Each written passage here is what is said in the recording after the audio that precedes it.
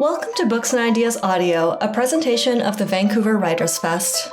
The Vancouver Writers' Fest connects people to exceptional books, ideas, and dialogue through year-round programming that ignites a passion for words and the world around us.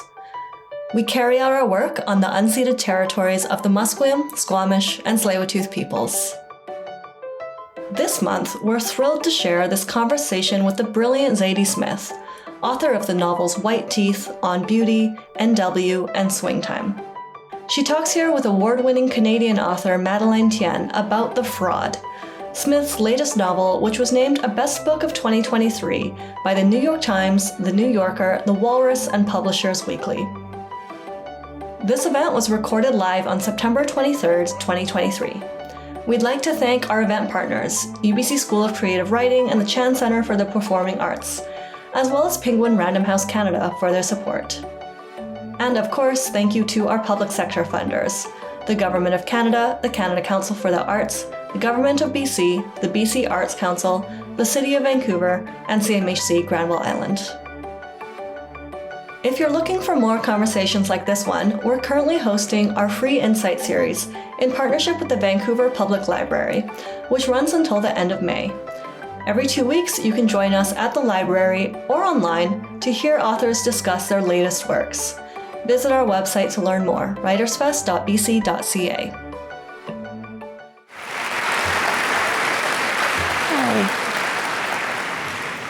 Good evening. My name is Leslie Hurtig, and I'm the Artistic Director of the Vancouver Writers' Fest. It is my great pleasure to welcome you to this special event this evening featuring Zadie Smith in conversation with Madeleine Thien. Our event this evening is presented in partnership with the UBC School of Creative Writing and the Chan Centre for the Performing Arts.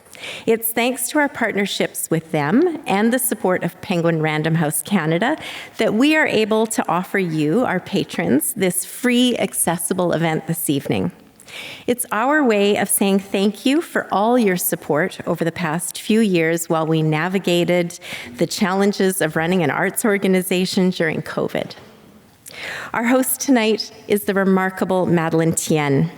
She is the author of 3 short story collections and 3 novels, each of which have been recognized for sweeping prose, empathy, and beauty.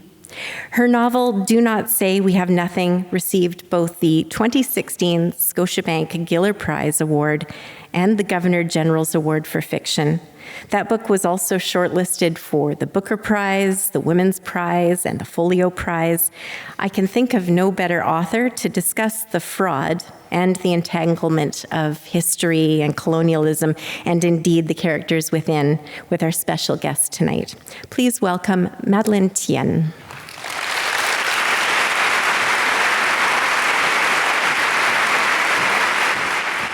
Good evening. It's a great pleasure to be here with you tonight to welcome Zadie Smith to Vancouver. Over the next hour, we will be transported, this I know without question. Zadie Smith is the author of 3 collections of essays, a story collection, a stage play, a novella, The Embassy of Cambodia, and 6 novels, White Teeth, The Autograph Man, On Beauty, NW, Swing Time, and most recently, The Fraud. She is one of the greatest English language novelists at work today. Rhythm, motion, beauty, intuition, clarity, wit. These coalesce into a multifaceted intelligence, an attentiveness, and probity, whose aim is not, if I might be so bold, instruction or satisfaction or wholeness, but something more risky, the vast territory of knowing and unknowing that arises from our relations with one another. This unknowing is a kind of undoing. It's flecked with moments of seeing and of grace. All is change, movement, and mortality, the continuous scroll of our sensations and our minds. I think Zadie Smith approaches what lies deeper than language, through language that yearns to be a living thing, contradictory, comic, soulful, uneasy. And I personally could no sooner edit a line of dialogue spoken by a character in a Zadie Smith novel than edit another human being. The Fraud is a novel of life and ideas. It bristles with insight. It takes place in the 19th century, spans the lifetimes of its two main figures, Eliza Touche in England and Andrew Bogle in Jamaica and England. Time is restless in this novel. Our characters undergo the act of living. They age. Eliza startles herself with the idea that if everybody truly understood what is signified by the word person, they would consider 12 lifetimes too brief a spell in which to love a single soul. Andrew Bogle knows that one lifetime was not enough to understand a people and the words they used and the way they thought and lived. Of the many gifts that her essays and stories have given us, I think one of the ones that I treasure the most is that I have no idea what Zadie Smith will write next. What essay, what story, what fear, what love, what hope. There is no territory that she has set out to defend. Rather, there's a dance, a relation with what it means to be free. To ask if we come to freedom by degrees, what we mean by this word freedom, what we do with it, its knife edges as well as its handle, its imperfect variations, its movement, its realm. So please join me in welcoming Zadie Smith to the stage. So welcome to Vancouver. I'm so glad that I know you're on a just incredibly long, intense tour, so I'm happy you could stop here. Pleasure. Yeah. So I have a few questions to start, just to lay out the novel for those who might not have read it. And I wanted to start at the beginning with Eliza Touche. Yes. Yes. So she's introduced as a very tall woman. Yes. A woman of acuity and wit, a Scotswoman with the nickname the Targe, a woman with a restless mind, with a rich physical, sexual existence, a woman without self-pity in large part. So I wondered how she first came into your life. I mean, the oddest thing about the book, excuse me if you've heard me say this elsewhere, but it does strike me as odd, is that I had no intention of writing a book about her. That's the bottom line, is that I had been researching Andrew Bogle and William Harrison Ainsworth, her cousin, and this terrible novelist. And all I ever heard of her was sometimes in the letters between people coming to dinner. So every now and then, like in a letter from Thackeray to William or from Dickens to William, you'd find some little note like, I'm coming on Tuesday, but is Mrs. Touche going to be there? I was like, what's this about? Why this anxiety about whether Mrs. Touche is going to be there? And it kind of came out through letters that she was, someone who had quite a sharp tongue and intimidated these really quite famous English novelists. So that really interested me, but I didn't bring it to mind. And then when I started writing the book, it begins with a workman coming to the door. A young boy has come to fix a hole in the ceiling, which is a true story. William's ceiling fell in because he had too many books. It's something I fear all the time. And Mrs. Touche opens the door. And I do remember, writing a page of her opening the door. And I thought, well, it's time for William to come in now. But then she was still there, and on page 4, and then 5, and 6. And then I thought, oh, but wait, it's being told basically in a close third person, like she's telling the whole thing now. So it was a surprise, but I think I just, though I liked William very much, I wasn't that interested in him. And that hadn't occurred to me in the 10 years of reading about him. That he, though despite being kind and, inadvertently comic and lots of things that I like to write, he wasn't that interesting. And Mrs. Touche was immediately interesting to me. So she kind of ran away with the book. Yeah. So so you were researching Ainsworth and Bogle and the case, which I'll get to next. But Eliza Touche entered the moment you started writing. Yeah, that's it. I didn't know anything about her. Yeah. And in order for her to take over as the main character, I had to commit this enormous lie. Like everything in the book is true, apart from the fact that Eliza Touché died halfway through the story. You know, she died in her late 40s, early 50s. So she not only took over the novel, but made me a liar at the same time. It's super annoying. But then it kind of became a theme of the novel. Like it is wish fulfillment. You know, what if she hadn't died early? What if she got to the point of writing? You know, I guess what if she was free? It's a kind of aspirational thing. Mm-hmm. Yeah. Does feel like something that you recognize something in her, and I really want to come back to her because it's just a fascinating character, full of contradictions, full of depths. Right. And so I want to open another part of the story, which is so with Liza, we encounter her, we meet her, we leave her, we return to her. There's a real movement with our relationship with her. I felt like it was like one time signature of the book. Another time signature is the Tichborne trial, which is really two court cases. It's a civil trial and a criminal trial from 1871 to 1874. Right. Do you want to lay out the main figures of that case?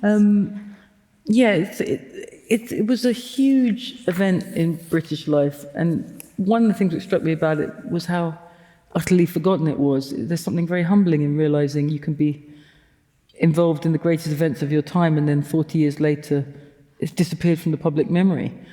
And it's not a question of record. Like, so many words were written about this trial. It was on every front page for years and years and years. And the volumes of the trial, there's 12 volumes of the Tichborne trial, which is where Andrew Bogle's narrative comes from, because he just spoke for so long in that courtroom.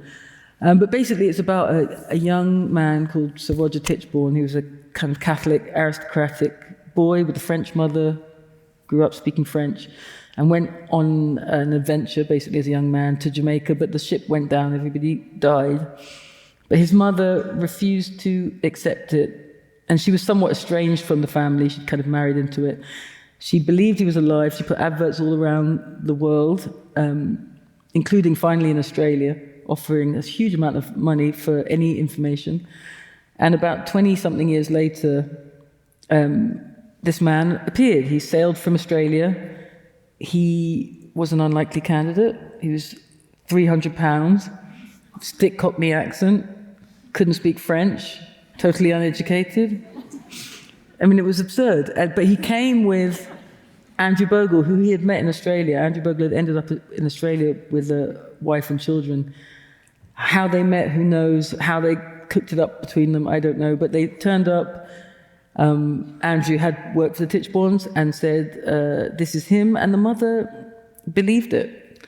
And then died a few months later, causing chaos, because it meant all of these lands were going to be given to a con man and his black accomplice. So there's a massive court case began, which went on for 3 years, in which they tried to prove that this man was not who he said he was. The weird thing about it is that it became a huge public and political affair. So working class people throughout England just loved this trial. They adored it. And very entertaining trial. Yeah, they found it very entertaining. It was extremely funny because so absurd.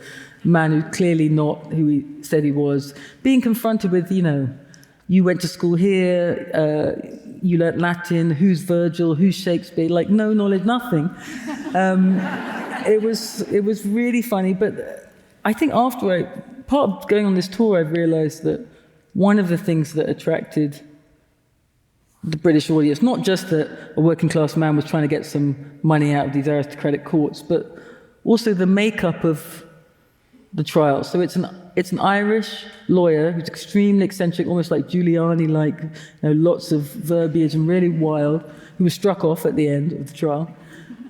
This working class white butcher and a Jamaican. So in a way, it's Britain's situation dramatized, right? It's all the things they don't want to think about: Ireland, Jamaica, and the poor. On stage, in the centre of London, every day for 3 years.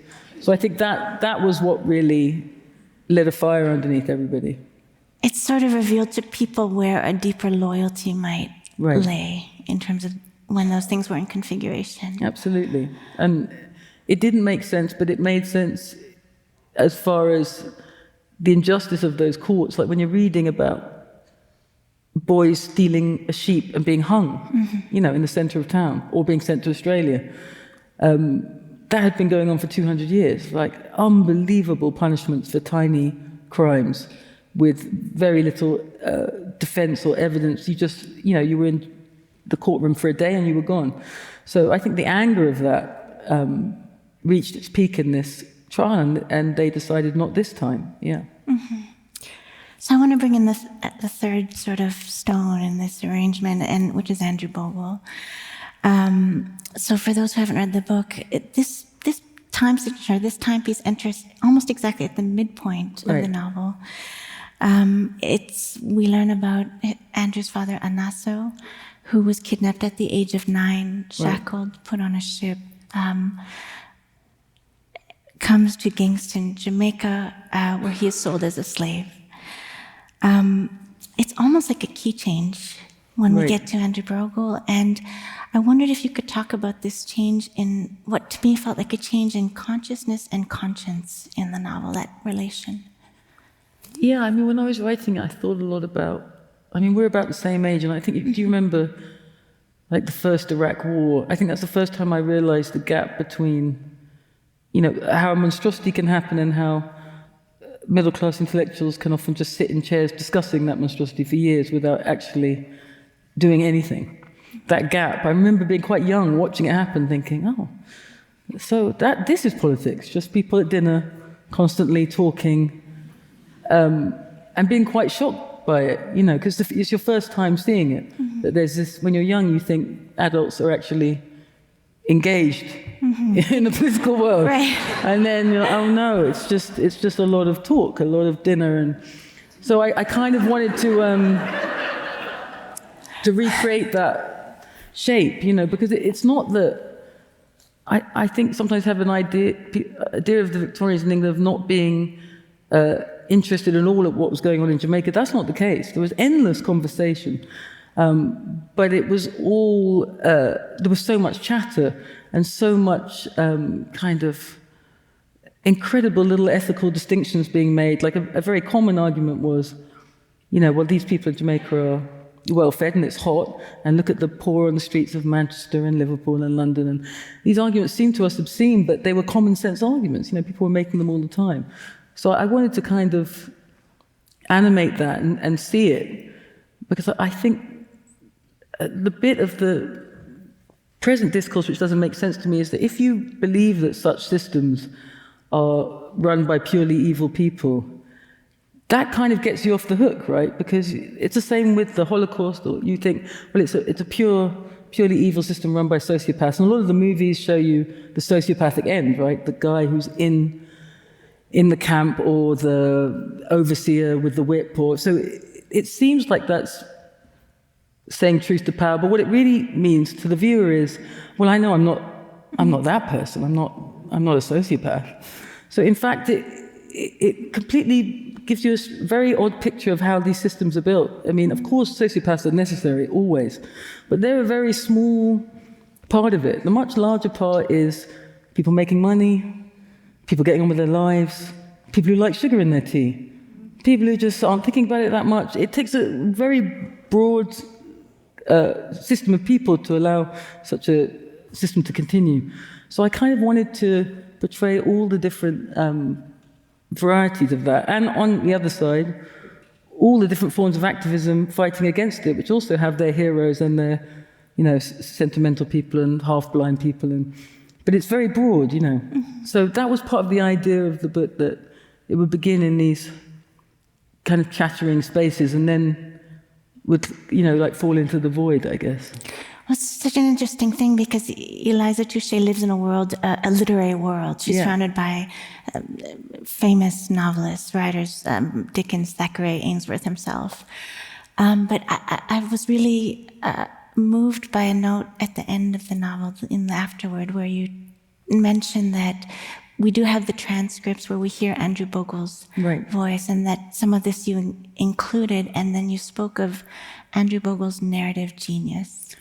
I think it is a narrative genius to, like, sit in court for 3 years and keep a whole country wrapped. I mean, it's amazing.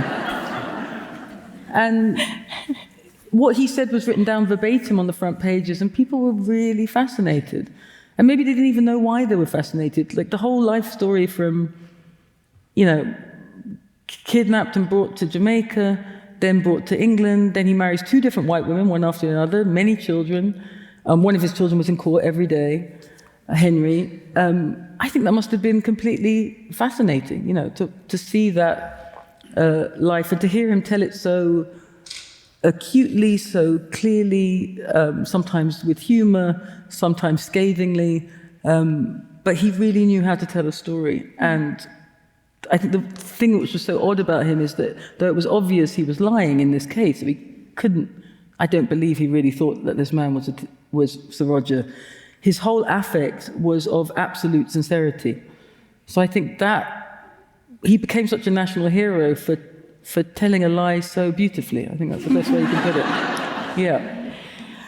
I think Eliza has a moment where she says that it was possible to know that Sir Roger is lying, is a fraud, but to believe Andrew Bogle.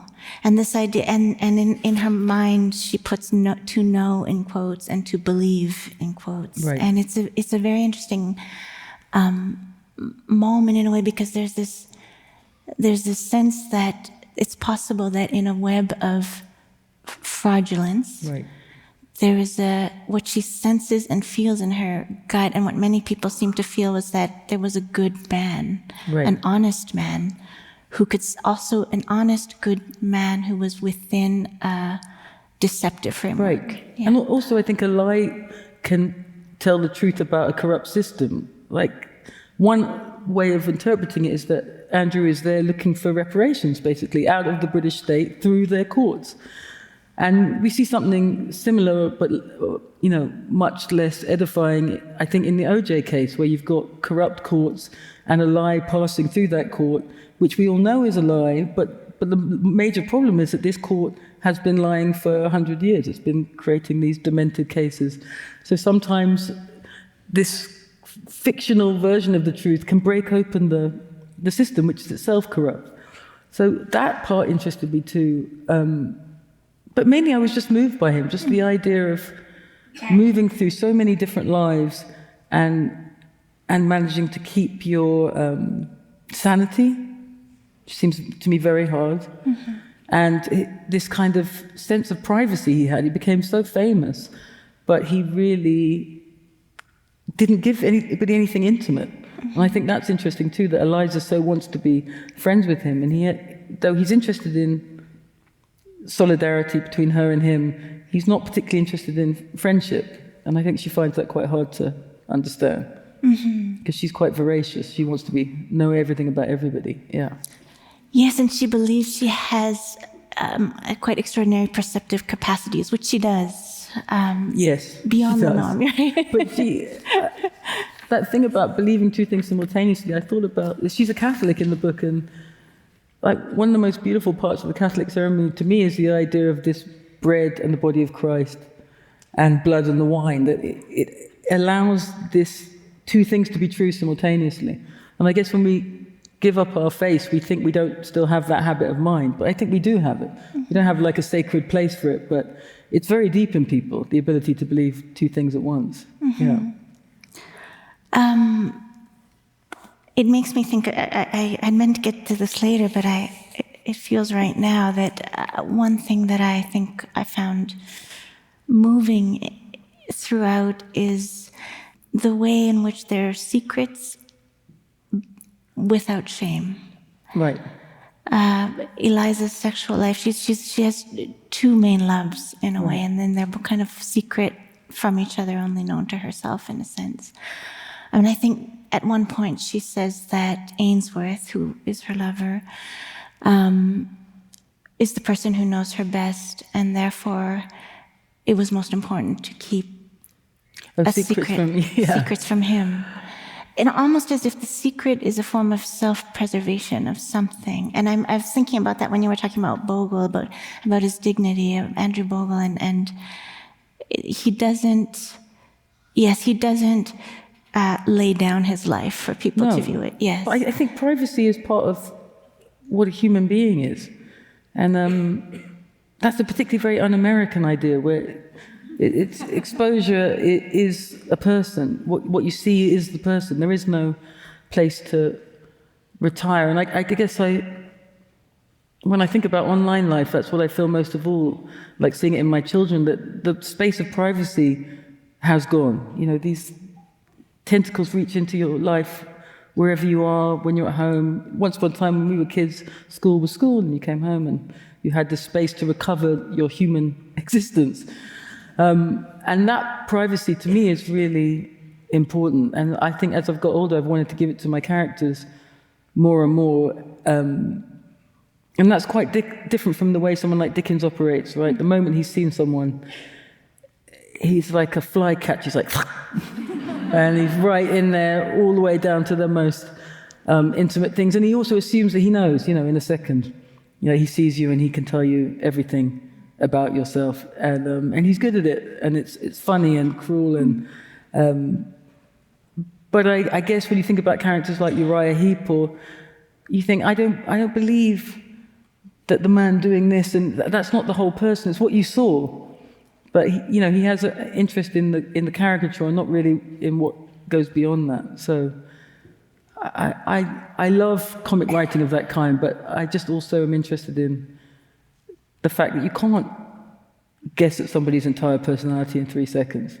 That is a comic novelist's belief, but I don't believe it. It makes me think about the third person. I feel like you have spoken quite wonderfully about, I think I've heard you call the third person the interspace. Right. And there is a really interesting third person perspective at work here in which we are very close to, especially Andrew and Eliza. But I wonder if your use of the flexibilities of the third person, of this space between you, the necessity of this space between you, so you're not totally in the first person, in the I, is a way to explore that privacy, dignity, life of the mind. I like that you say in between, because I think you can do a third person from here, which is a very different kind of third person. Eliot's like that. It's kind of, she's this great Protestant god looking over the village. And I find that a bit much. I love Eliot, but I do too. Yeah, I don't want to be looked down on by this like heavily maybe moral, only with her, but force. So I prefer to be in amongst them, exactly, and not. There is a tradition in the English novel, and it stretches. I mean, Franzen's brilliant at it too. It stretches quite far, where the whole intention of the narrative is explained to you very carefully in what way different people are assholes, in incredible detail. And that comes from Jane Austen, and and I love Jane Austen too. But to me, there's a kind of, I've become less and less comfortable with it. I think that is the purpose of fiction, to delineate the foolishness of others. Yeah. Let me ask you a related question, which is, so I think have read the novel 3 times, but the first time I listened to it. To this? Yes. Oh, wow. I listened to the audiobook, which is read by Zadie. And wow. So what I wanted to ask you about, so this is a novel of many voices. Everyone has a speaking role in a sense, and when I listen to it, it's like you can hear all the worlds that everyone is coming from, the class worlds, and not just the sort of large differentiations in class, but the subtle nuances in specific classes. You hear the Caribbean, you hear Andrew Bogle's world that he brings to life, all those voices. I wanted to ask you about the decision to read the audio, because as far as I know, it's the first of the fiction. No, I've never done it because, and not because I'm not a great, ham who loves to do that kind of thing, but just because there wasn't never enough time. It's just a time thing. There was never a good moment in my life where I was like, I want to sit in the studio for 3 weeks and just read aloud. That was never. But then the children got a bit older, and then when we talked about getting someone to do the audiobook, they sent me lots of auditions, and the problem was that everybody could do, some people could do the white voices but not the black ones, some could do the black but not the white. It was that over and over again. And I realised I could do all of them apart from the Scottish accent. So I thought, well, it'll be that then. It'll be me with a terrible Edinburgh accent, but then everything else will be okay. And I love doing it, and it reminded me, not only has that whole thing been framed for readers, and it doesn't tell the truth about how writers work, which is much more like acting. That's what I realized. Like, my brother is an actor, and he's done my audiobooks before. And, if I ask my brother to play Oedipus, he doesn't need to have had sex with our mother and killed our father. But he does need to have felt anger, fear, desire. And so that's what he does. He uses the emotions that he's experienced in his life, and he applies them to the situation at hand. And for me, it's not all writers that work like this, but the kind of writing I do is that. Like, even the section I was reading, like, obviously I'm not a white woman walking through London with two black men in 1873, but I do remember as a child walking down the street with our family and people looking. So that's what it is. It's like, the whole argument is framed weirdly. The vampirism, if it exists, is self-vampirism. You take the emotions that you have had in your life and you use them, just as raw material, just like any actor does.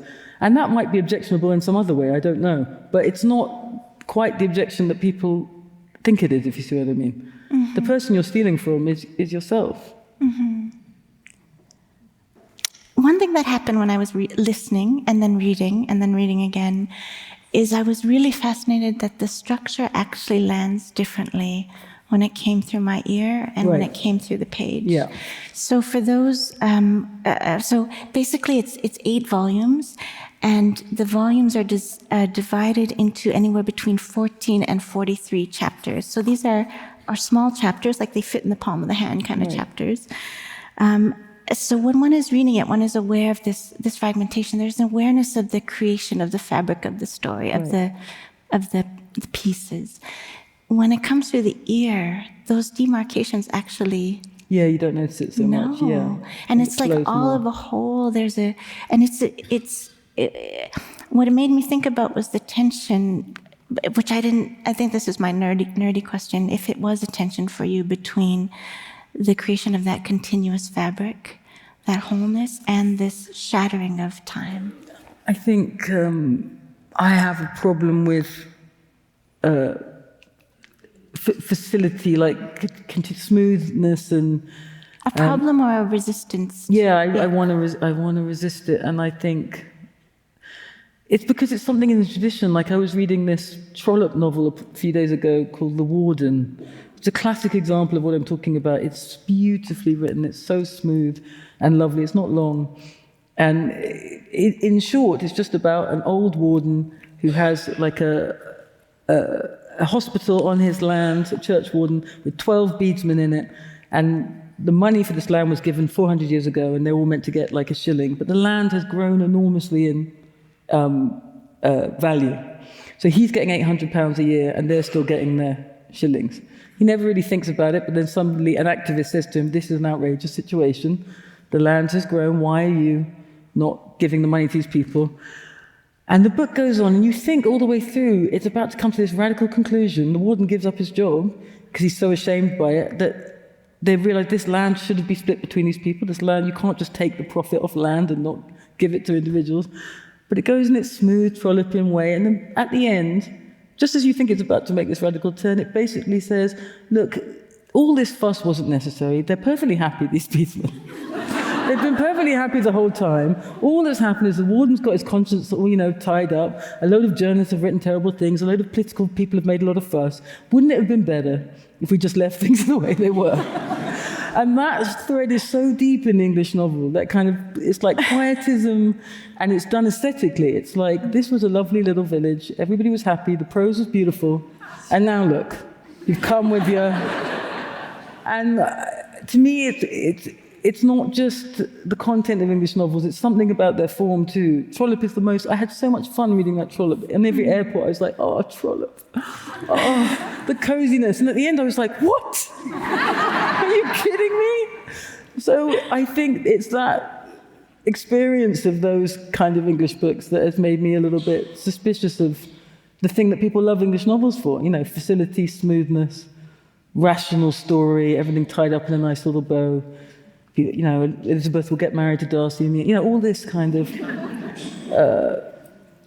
taking away tension in unity, and it goes all the way down. So I've always been resistant to it. Like I'm perfectly capable of writing a novel in chronological order. I just don't want to.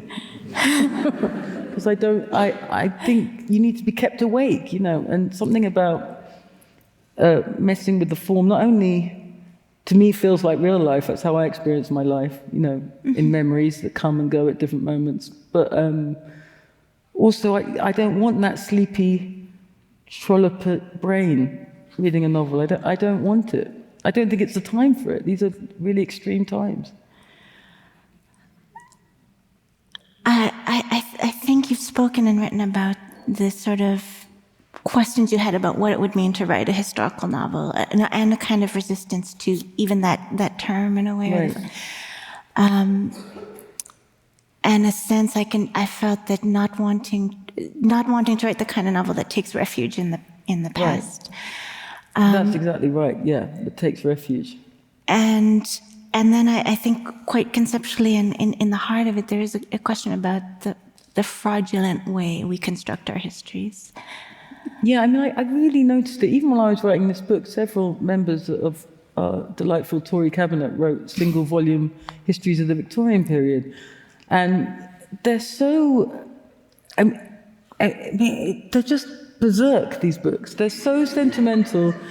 They're about individual heroes and never about...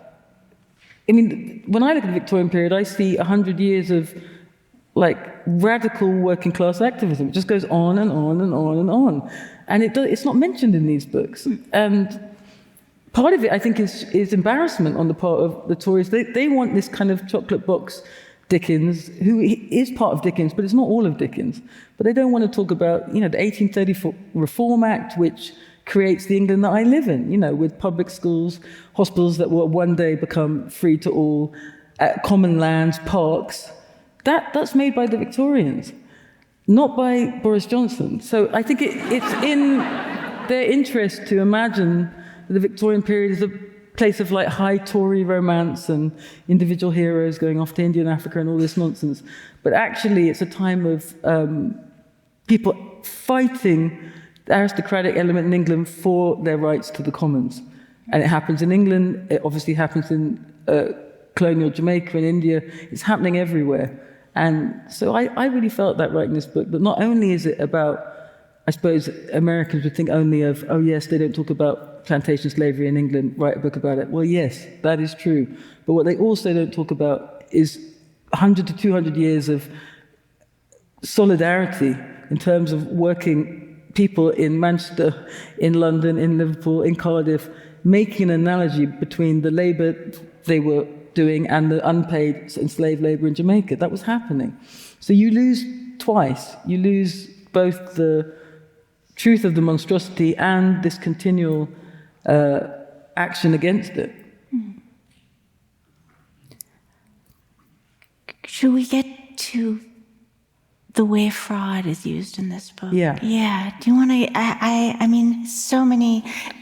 It's weighed in so many ways. It's held up in so many lights. Large scale, personal.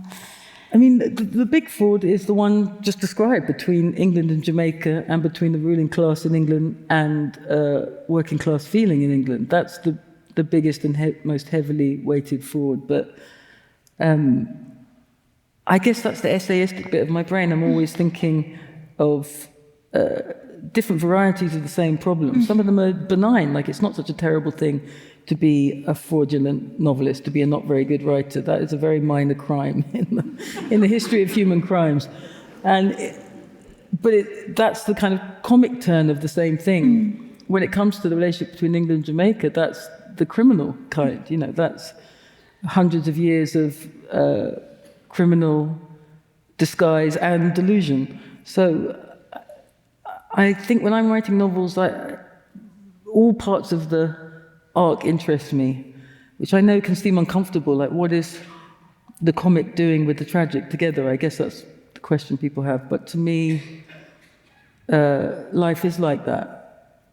It also keeps me on my toes as a reader. I feel like at any moment, what is causing me to laugh is also about to be turned on. Right. I'm going to recognize something, I like the discomfort of that. Right. And I think it's not, it needs the comic to make those, to let the guard down, it's I think also it's about being raised in England and knowing from long experience that, just as in that Trollope novel, the English attitude to unpleasant facts is that you have lost your sense of humor. So when you start talking politics, their eyes glaze over and they're like, oh, you've lost your sense of humor. That's very self-serious of you. And that's a very toxic part of the English character.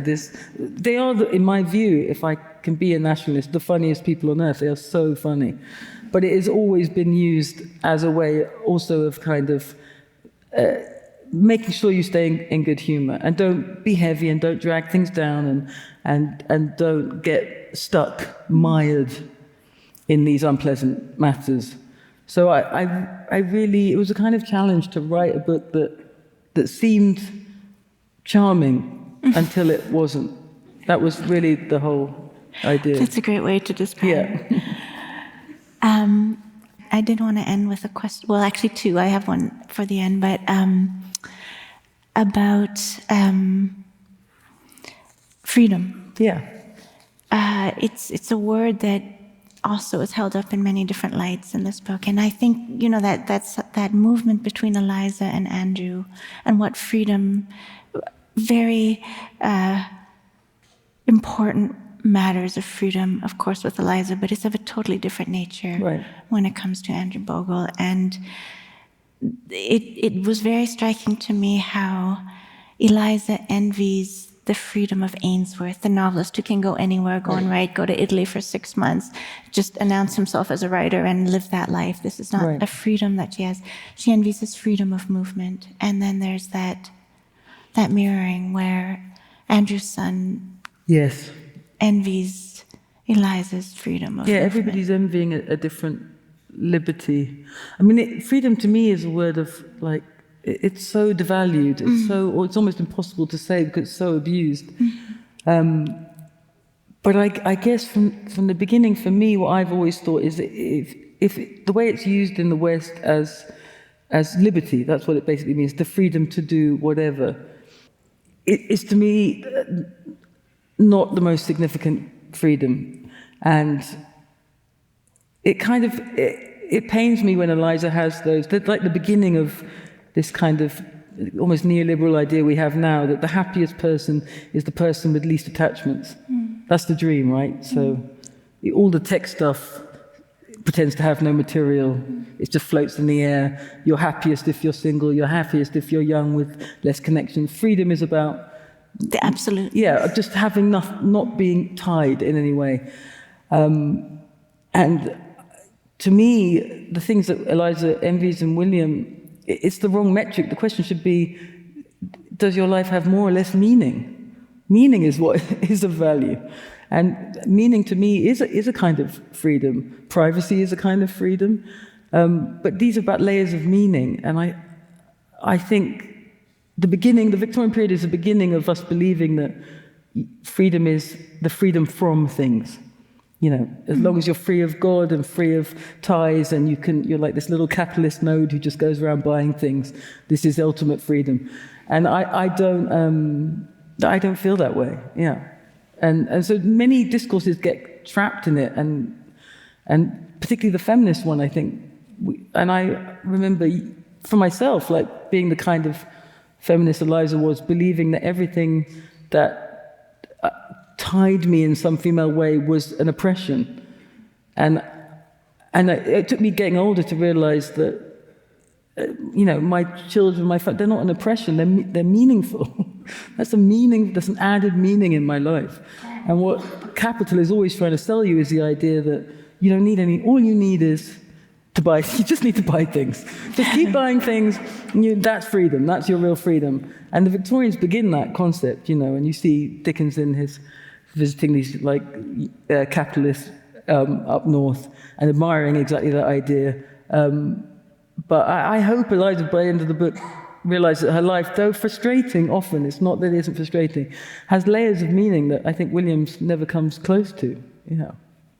I have one more question before I open to the audience questions, and it's a very broad, possibly not even quite a question, but so you know, it's being called a historical novel. I find it a deeply contemporary novel of this president in the way that it approaches these questions, and so I wanted to end with a very open-ended question, which is what do you think is the change that we are living through now?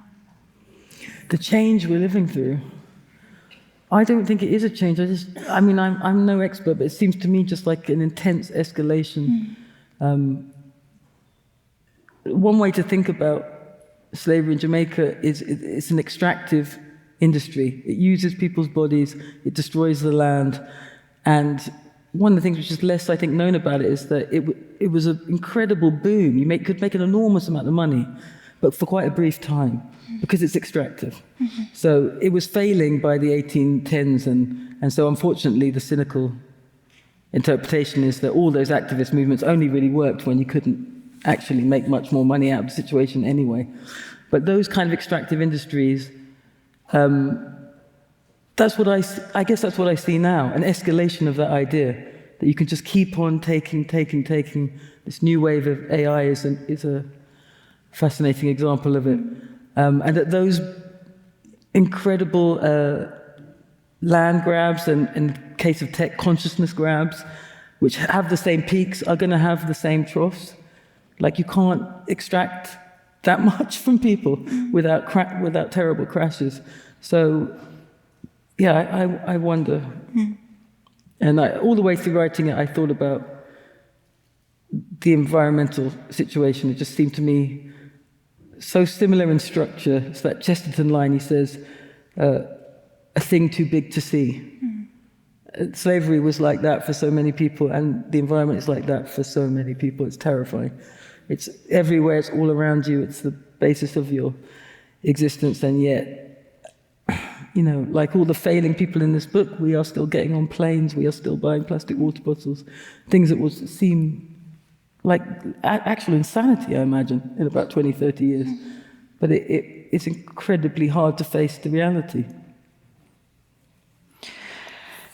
I'm gonna turn to this. Thank you, Zadie. And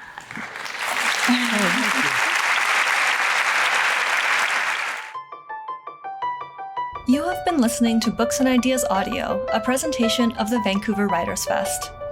To hear more events like this one and view our upcoming events, visit our website at writersfest.bc.ca.